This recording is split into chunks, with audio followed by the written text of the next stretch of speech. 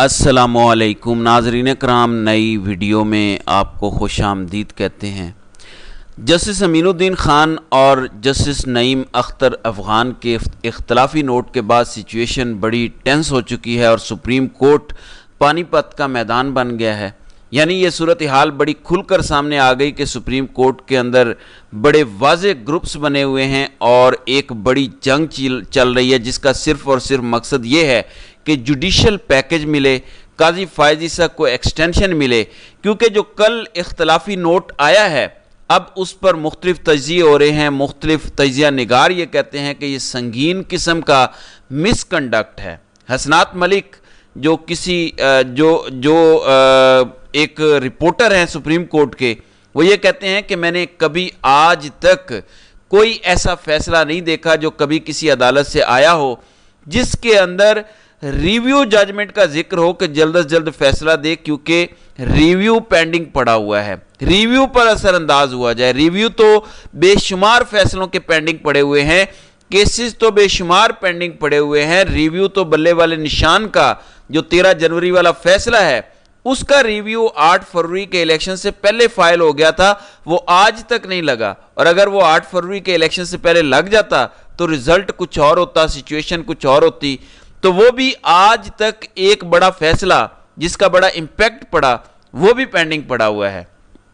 फिर अगर केसेस की जजेस को इतनी ही फिक्र है तो फौजी अदालतों के अंदर जो पाकिस्तानी गल सड़ रहे हैं, वो फैसला पड़ा हुआ है। पाकिस्तान की तारीख की बड़ी धांधली जो हुई, वो वाले केसेस पड़े हुए हैं। इमरान खान के केसेस पड़े हुए हैं। यानी हजारों केसेस पड़े हुए हैं और किसी फैसले के अंदर आज तक रिव्यू का जिक्र नहीं हुआ कि इतना डिप्रेशन पाया जाता हो, इतनी एंजाइटी पाई जाती हो कि रिव्यू लगाना है पूरी तरह से, वरना इस पर अंदर असरअंदाज हुआ जाएगा। तो जजेस जल्द से जल्द तफसीली फैसला दें। फिर कुछ लोग ये भी कह रहे हैं कि इन दोनों जजेस के खिलाफ सुप्रीम जुडिशल काउंसिल से रुजू करना चाहिए, इन्होंने संगीन मिसकंडक्ट किया है। इख्तलाफी नोट लिखना कोई जुर्म नहीं है। असद तूर को मैं पढ़ रहा था, असद तूर ने लिखा कि इख्तलाफी नोट और जाली नोट की कोई अहमियत नहीं होती। न इख्तलाफी नोट को माना जाता है, ना ये सिर्फ अपने अंदर की भड़ास ही होती है जितनी आप निकाल लें, ना ही जाली नोट की कोई वैल्यू होती है। लिहाजा इस पर जितने भंगड़े डालें, इसका अमलन कोई फ़ायदा नहीं है, ये फजूल और बकवास है। लेकिन जो संगीन किस्म का मिसकंडक्ट हुआ कि 2 जजेस ने अपने फैसले में लिखा कि इदारे, ख़ास तौर पर इलेक्शन कमीशन, 8 जजेस का गैर आइनी फैसला मानने का पाबंद नहीं है। तो सुप्रीम कोर्ट के वो जजेस जिन्होंने आइन पर हलफ लिया हुआ है, वो एक आइनी इदारे को कह रहे हैं कि 8 आइनी जजेस का आइनी फैसला आप तस्लीम करने के पाबंद नहीं हैं। लिहाजा वो खुद आइन तोड़ रहे हैं, आइन के खिलाफ बगावत कर रहे हैं, अपने ही इदारे के खिलाफ बगावत कर रहे हैं। और फुल कोर्ट का ये फैसला है और उसके अंदर अक्सरियती फैसले को वो मानने से इनकार कर रहे हैं। ये संगीन किस्म का मिसकंडक्ट है।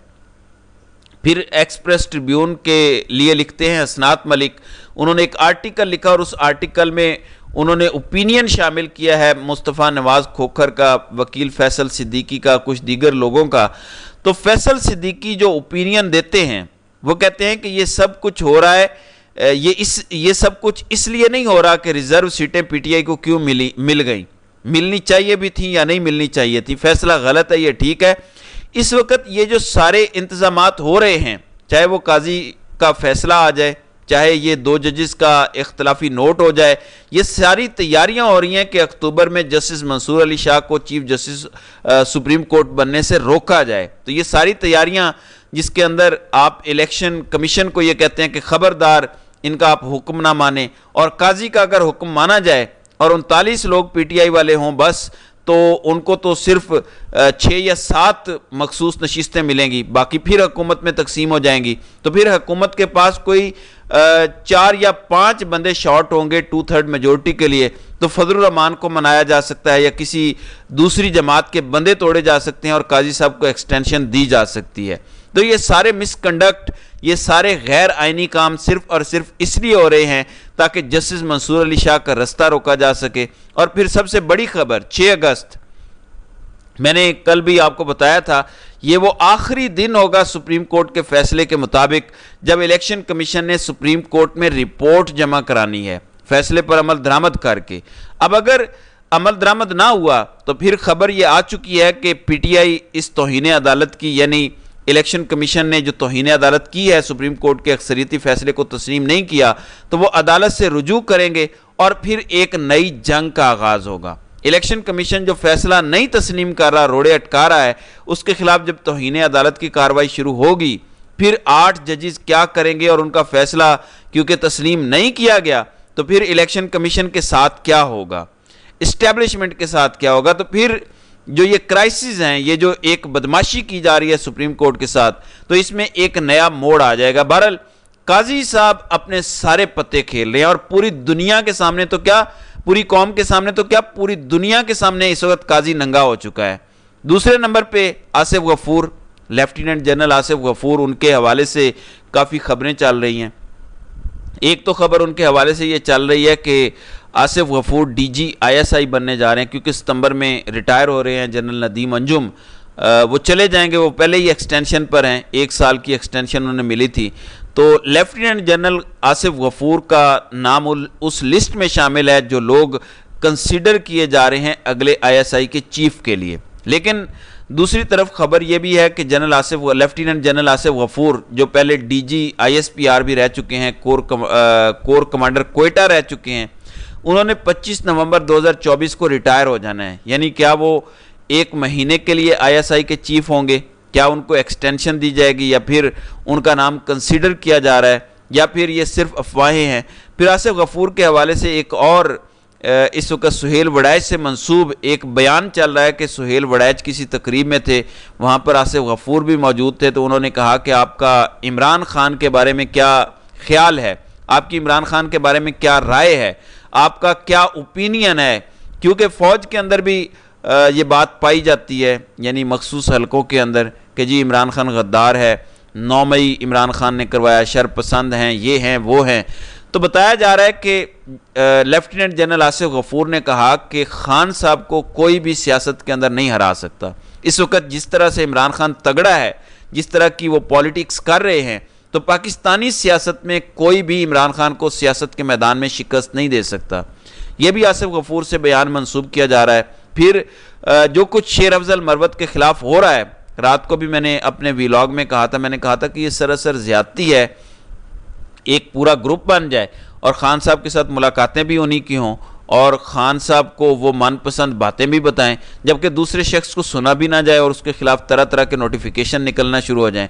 तो ये मैं समझता हूँ ज़्यादती है। अब एक प्रोग्राम के अंदर शेर अफजल मरवत मौजूद थे, उन्होंने कहा कि अब मैं पार्टी डिसिप्लिन का पाबंद नहीं हूँ, क्योंकि मुझे तो पार्टी ने निकाल दिया है, अगर मैंने मुंह खोला तो सबसे ज़्यादा नुकसान पीटीआई को होगा। ये सब कुछ शिबली फराज की इमा पर हो रहा है। तमाम फसाद की जड़ शिबली फराज हैं, यानी शिबली फराज और शिबली फराज का ग्रुप है जो ये सारा कुछ शेर अफजल मरवत के ख़िलाफ़ करवा रहा है। जो भी करवा रहा है, मैं समझता हूँ कि होना नहीं चाहिए। आपका किसी से इख्तलाफ हो सकता है, उस इख्तलाफ को बर्दाश्त करना चाहिए और उस हद तक नहीं जाना चाहिए। फिर पूरे सोशल मीडिया पर मिर्ज़ा अफरीदी, जो कि साबिक डिप्टी स्पीकर थे, डिप्टी चेयरमैन थे सेनेट के, उनके टिकट को लेकर बड़ी तनकीद हो रही है कि वो मुश्किल वक्त में निकल गए, वर्ल्ड टूर पे चले गए और उन्होंने जान छुड़वाई सारे 9 मई और आगे पीछे जो मुसीबतें थी उनसे, और अब दोबारा उन्हें टिकट दिया जा रहा है सेनेट का। तो टिका के तनकीद हुई कि जो डिज़र्व करता है, जिसने मुश्किलात बर्दाश्त की हुई हैं, आप उनको टिकट दें, किसी अमीर ज़ादे को आप टिकट क्यों दें जिसकी कोई कुर्बानी नहीं है। तो इस पर अच्छी खासी मुहिम चली 2 से 3 दिन। तो अब खबर आ चुकी है कि मिर्ज़ा अफरीदी को सेनेट का टिकट देने का फ़ैसला मौखर हो गया है और इमरान खान से मज़ीद नामों पर मशवरा किया जाएगा, मज़ीद नाम इमरान खान के सामने रखे जाएंगे। बहरहाल पीटीआई में ये भी एक पॉजिटिव चीज़ है कि जब किसी चीज़ पर तनकीद होती है तो उस पर एक्शन भी लिया जाता है। तो नाज़रीन कराम, आपकी इस वीडियो के हवाले से क्या राय है? आप अपनी राय का इजहार कमेंट सेक्शन में ज़रूर कीजिएगा।